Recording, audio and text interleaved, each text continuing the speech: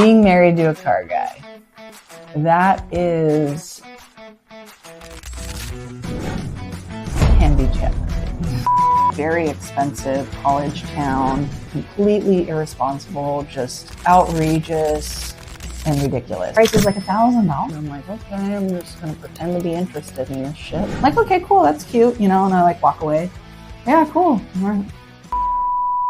Hi, my name is Melissa DeWeese.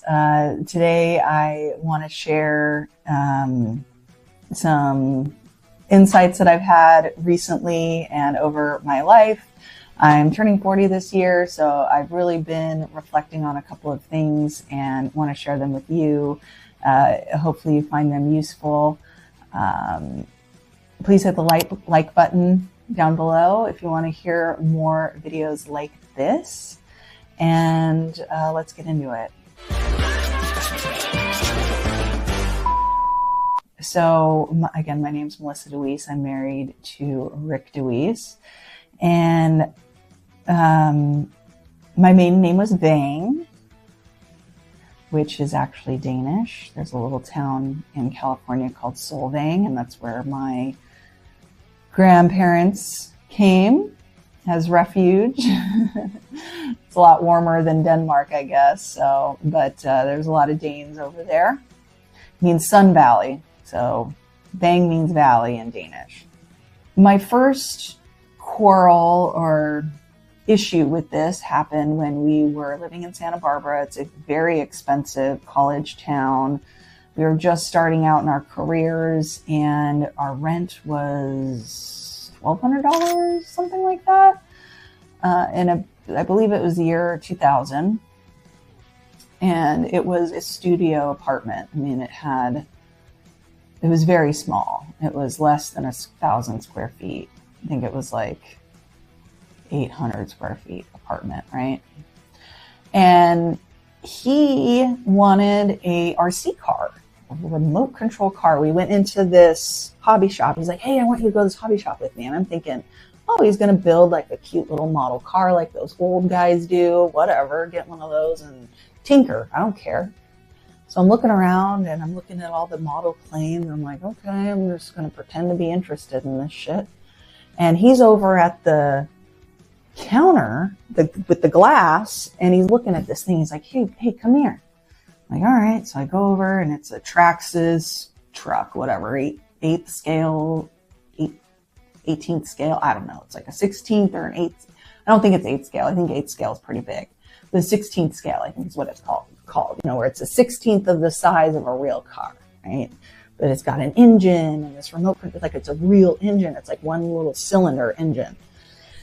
And I was like, okay. And I look at the price, it's like $1,000. And I'm like, well, that's nice. And like, that's not realistic. I'm like, okay, cool. That's cute. You know, and I like walk away. Yeah, cool. Great. Like not even thinking that this was something that he would buy. So we leave that day. He's like, and I remember we're in the parking lot and he goes, I think I'm going to buy that Traxxas truck. I really like, I think it was HPI and Traxxas were like the two competing brands. I think they still are. And he would decided on this Traxxas truck. And I'm like, you're what? Like, yeah, I think I'm like, our rent is like $1,000 a month. And you're going to spend the equivalent of our rent on a toy? It's like a little kid's toy. What are you talking about? What the heck is wrong with you? This is ridiculous. Because I'm like practical. I think in my last video, I talked about how I started investing when I was like 14 years old, just buying stocks on E-Trade and just I've always been like frugal. And, you know, I was raised, you never buy the most expensive thing on the menu. And this guy would buy the most expensive thing on the menu. He would buy, you know, at the bottom of the menu, that's the most expensive shit. I always trained myself, you buy the stuff top, you know, like the chicken or whatever. And he gets surf and turf without even, and appetizers, you know, in my family, we hardly went out to eat at all. And when you did not buy appetizers. You didn't even buy drinks because buying even just a soda adds, you know, I think my mom would say, you know, it adds 10 to 20% to the bill, and you just didn't do that. So my mom was a huge budgeter and she really like instilled a lot of that stuff in me. And So in my mind, this was like completely irresponsible, just outrageous and ridiculous. So we fought about it, but eventually I was just like, fine, by, I gave in, and I was pissed off about it. And I was very resentful because I was thinking, what am I going to spend $1,000 on? Like, I hardly even went and got my hair done. I certainly didn't get my nails done. I would just work. I would just work and maybe buy like work clothes. And, that was it. I wasn't even spending money on going to the gym or any supplements at this point in my life. I was just going to school and working. I even had like 3 jobs, I think, at this point, because I had like 3 different sales jobs. I went door to door. I worked at Vons as a bagger during the strike. I mean, I wasn't a scab, so I was a bagger at Vons before they went on strike, and then ended up dropping out of that because I didn't want to take money away from the families, because there's like this whole pot.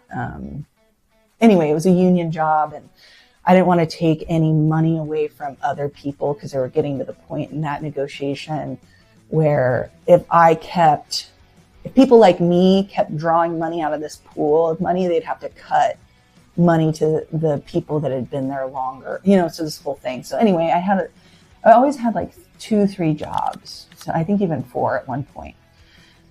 And I'm over here like doing all these jobs, and he's like spending $1,000 on this fucking toy, right? And so then you buy like this $1,000 stupid fucking thing, and then he completely replaces all the plastic with metal. Like, so these metal parts, which ends up like finding out later that's a stupid thing to do, but it was all blinged out. It looked amazing. He changed all the parts, these metal parts, and in order to race your car, in order to drive your car, because you can't just, you can go to a park and drive it around, but that kind of gets boring after a while. So they have these tracks. Like, this is one of those, this was like really my first time seeing subculture outside of music, because I had been in, the punk rock scene, the hardcore metal scene, nardcore, like Oxnard, nardcore, all that kind of scene. Of course, I had seen peripherally like the rave scene. I had been to a couple of raves, and I'd seen, hip hop, even though I wasn't really like involved in any of like the hip hop scene, but peripherally I saw all the DJs, so I understood subculture in the context of music. I understood it in the context of surfing. I understood it in the context of skateboarding. This was my first time seeing this type of subculture. So there's this huge subculture of RC guys, and they have racetracks. And if you want to go to this racetrack, it's almost like being in a country club. You pay your monthly membership, you get the key to the door to get in, and you can pay a certain amount and then you can be a part of the racing and a part of the culture, and you get on this list, and you get updates about, I think Facebook wasn't around yet, but probably now it would be like you'd be a part of a Facebook group and a traveling team potentially and all this stuff. So it's this subculture, and the people that are into it are really, really, really into it. And I just found it so interesting. I was a sociology major. I always found people and cultures and ethnic groups and cliques and human behavior just on micro scale and macro scale, just so interesting. So I got married to Rick, changed my last name to match his. And I knew originally I thought that when we first met, I thought he was a surfer. I mean, he was a surfer. He did surf. He was on the U.S. surf team, very talented at that. And he obviously at some point realized, I mean, this was before I met him, but he at some point realized that he wasn't going to be, Kelly Slater or Shane Dorian. So he decided to go into the workforce. I think around 18 is when he really stopped surfing a lot, started working for his dad and farming. So when I met him, he was surfing just as a hobby. So I thought, okay, this is a surfer. This is his hobby. Surfers never stop surfing, right? They surf forever. So I pictured myself being a hot babe on the beach with a bikini, maybe go on trips to Costa Rica, Mexico. Oh, well, he does go to Mexico, but not for surfing. eventually realized that, yeah, he surfs and he loves it, but he's a car guy. There I was with my husband spending hundreds of dollars a month on RC cars and me getting extremely resentful. So even at that time, I realized that I could not change another person regardless of my actions. So I believe that a lot of women think that when they marry someone, they're going to change, or if they start living with someone or they date someone, they're going to magically change and they can change them into this other person.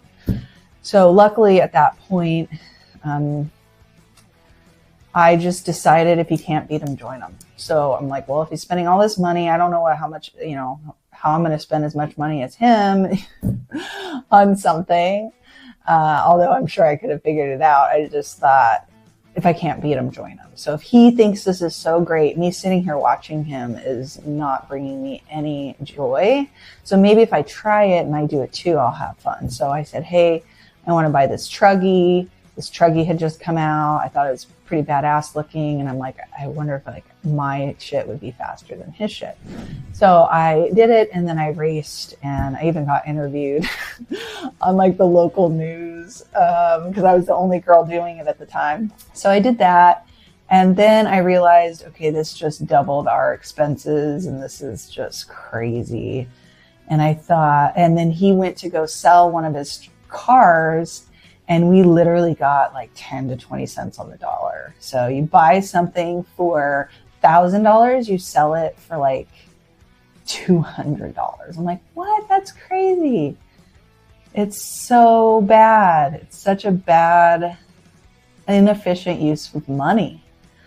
So I said, why don't we buy, because my goal was to get him out of this thing. So I'm like, we've got to stop spending money on fucking RC cars. This is insane. So I said, why don't, because I thought, well, at least with a real car, we bought a real car. We still traditionally lose money on real cars, but at least I'll get half of my money back if he gets into this, right?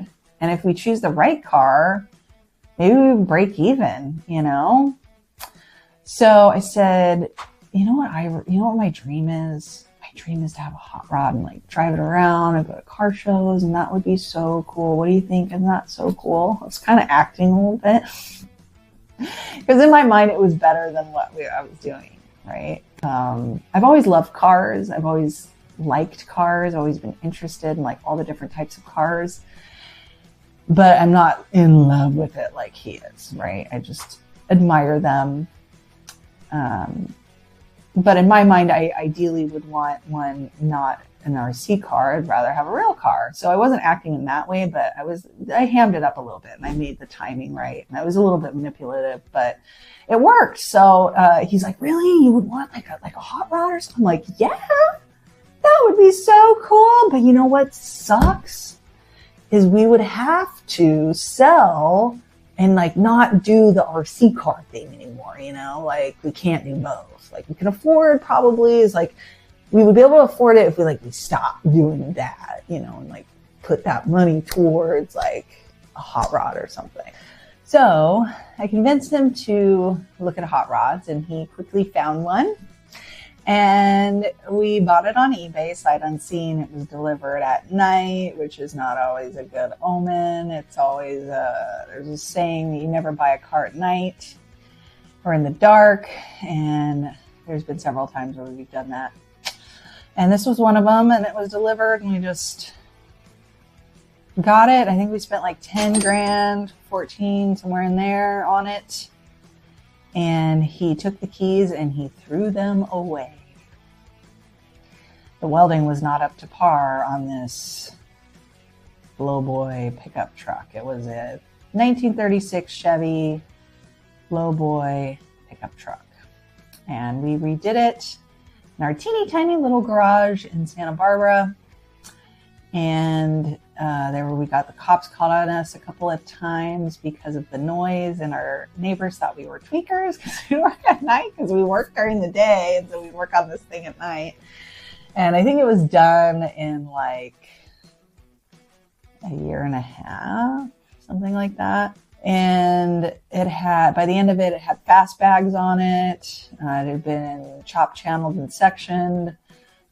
He learned how to do all that. That was a fun night. And I just remember all of his welding buddies coming over, and they had these like rollout tape things, because you can't cut in a straight line when you're doing like chop channeling, and, you know, especially with the cab being round, because you have to pull the lid, like the roof, this way and align it up with the pillars. You know, you can't just chop it and put it back down, because if it's tapered, you put it down and it doesn't line up. So you have to make it wider and longer.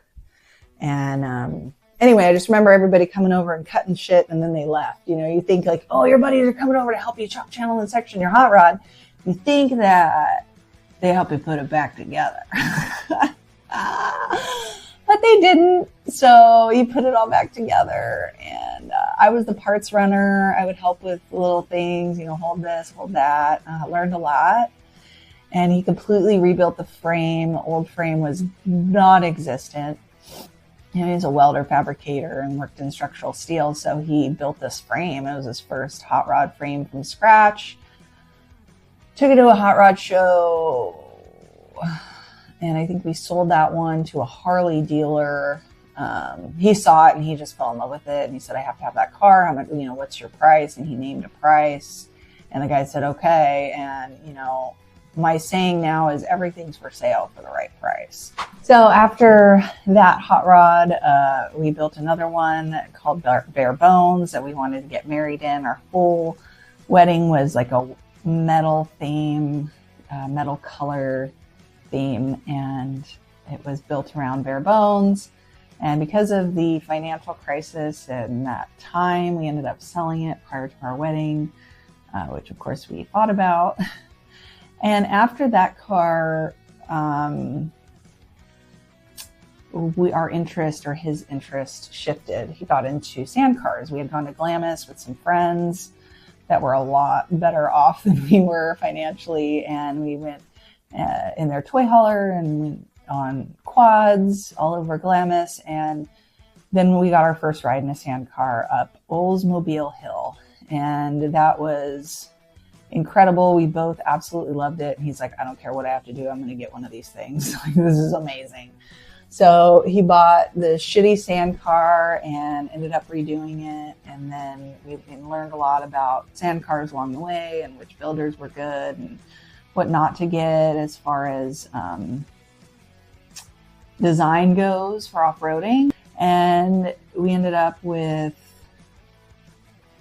a Subaru powered one at some point.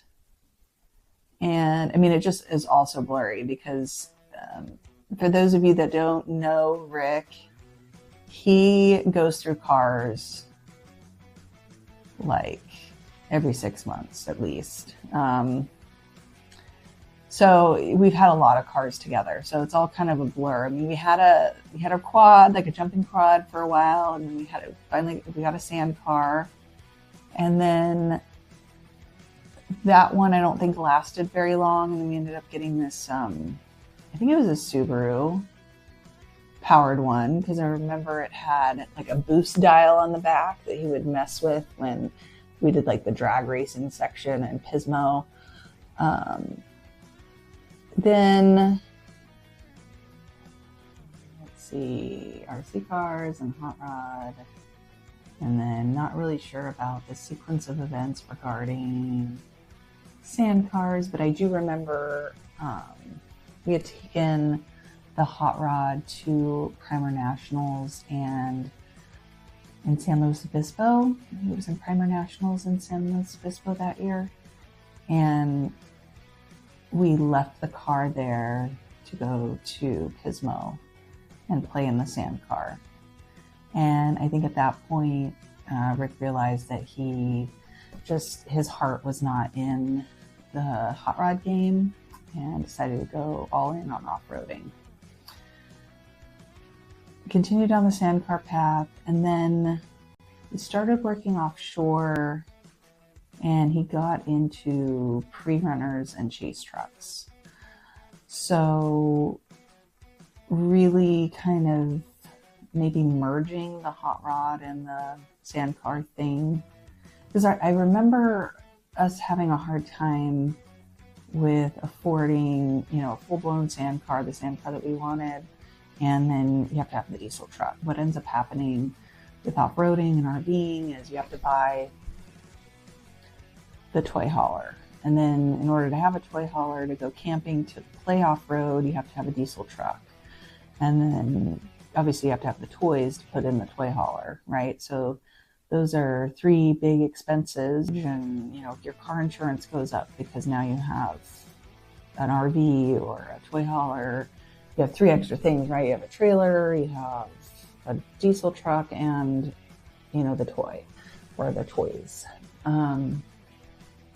So I think what kind of came out of that idea was getting a pre-runner, and then so he turned his diesel truck, which I think he was the first one. It was either him or his name's escaping me, but the Blue Whale was the first one maybe. But anyway, it was a black 2500 Chevy Silverado, leather interior, all this, right? We went to Kibby Tech and got it done. That was the Bugatti Max. And it wasn't at Kibby Tech first. It was somewhere else, Killer Off-Road. And we had it done and it wasn't quite right. So then Kibby ended up redoing it and making it functional and beautiful, of course, with those gold anodized A-arms. Then he got it more into pre-runner. So I think there was a couple of pre-runners in there. Rick could speak better to that. Anyway, along the way, we got a side-by-side. Things changed one year, and I remember that even just going to Glamis, you see a lot more sand cars in Glamis, and then all of a sudden everybody had a side-by-side. And, Polaris really knocked it out of the park with those sand cars. I mean, those side-by-sides. And of course, then Can-Am and all these other competitors came in years later, but I remember the Polaris being number one for a long time. I started with a friend. His friend had started UTV Source and brought him in. And of course, he's been focused on side-by-sides and UTVs since he's been a part of that business. And so my point is, it's probably way too much backstory for everyone, but I guess my point is living with an extreme person and living with someone who is a car guy to the nth degree, because I think when we get advice or we get opinions from other people, sometimes we think, oh, their situation's not as bad, right? Like, they weren't as into alcohol as I was, or they weren't as into drugs as I was, or they were more into it than I was. Or, you always find these comparisons in life to make it where it doesn't apply to you. And I think that, and maybe I've struggled with this, I don't remember, and that's the other thing about memory is we only remember what we choose to remember.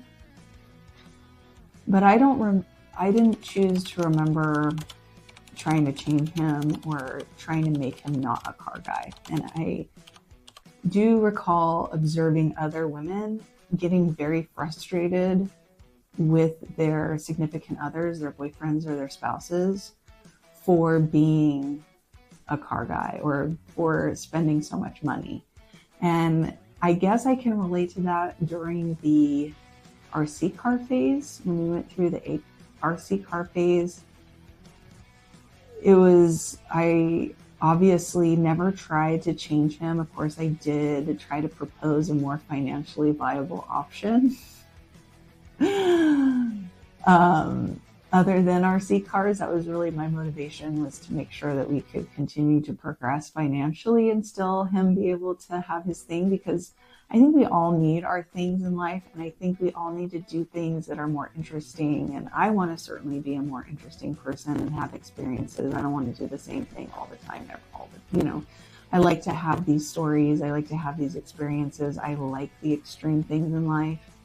I like characters. I like people that are unique and bold and outspoken. And those are all traits that I really enjoy being around. So my point is, like, I can't change him, and I don't want to change him, and I'm not responsible for changing him, nor even if I did want to change him, I can't do that, right? I think people want to believe that they have more influence over others than they actually do, especially spouses and significant others. And if you marry a car guy or you start dating a car guy and they're a car guy when you meet them and you start dating them, you have to assume they're going to stay a car guy forever.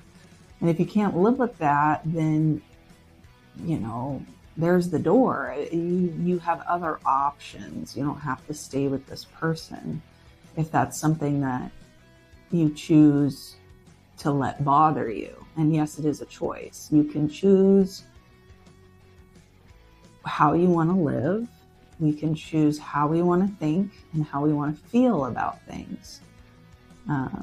Because thoughts lead to feelings, lead to actions. And if you choose to think a certain way, I choose to be resentful against my husband for spending so much money on car stuff, and I don't spend the same equivalent amount of money on my things.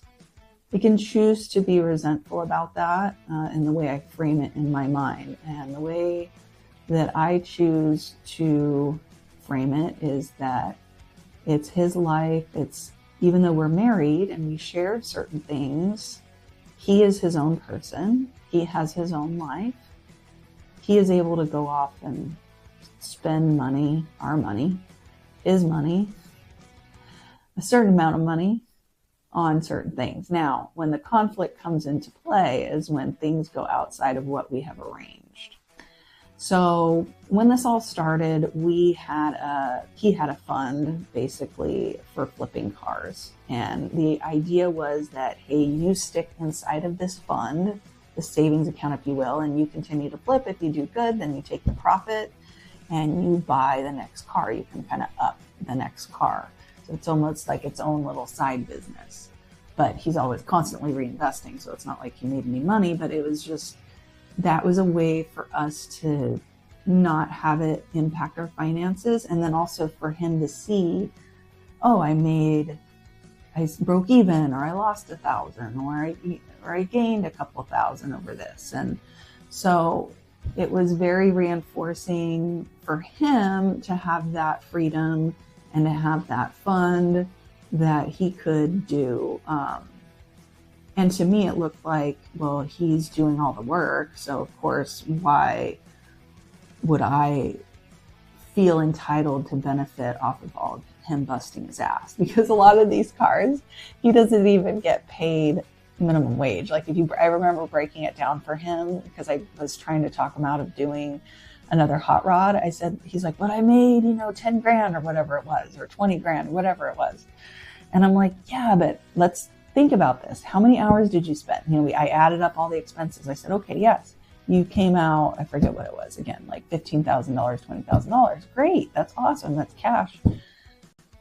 But how many hours a week did you work on it? This many hours a week. And how long did it take? This many weeks. Okay. And then time, simple math equation divided by, it was like, I think it was like $3 an hour or something, I said, this is fine if you want to do, that's the only way that you're going to work. But like, let's be realistic about this. This is a $3 an hour job that you've created for yourself. So, and if that's what he wants to do, that's fine. I wanted to do the numbers because that's just how I am. So, I guess my point is that to further reinforce that we cannot change people, and that even though we're married to someone, I think people have this impression that like once you get married, everybody's going to change. You're going to change in certain ways. And certainly people change over the years, or some people never change. But I have always said that I will stay married as long as my spouse and I continue to progress. So if at any time one of us stops growing, I think that it's time to reevaluate, because it's not fair for him if I'm not growing, and it's not fair for me if he's not growing. And there's certainly been times where I've grown a little faster than him in one area, and then I stop and I'm stagnant. I'm maybe at a plateau for a while, and then he grows. And it doesn't mean that looking back, I feel like we've both always tried to be better people, and changing yourself isn't always linear, right? It's not this perfect progression. It's, you grow and then you stagnate and you grow maybe I grow in the area of health and fitness, and then he's growing in some other way. And we grow apart, and then we come back together, and then we grow apart. So relationships, especially long-term, are very hard and very difficult. But I have gained so much from having a critical husband.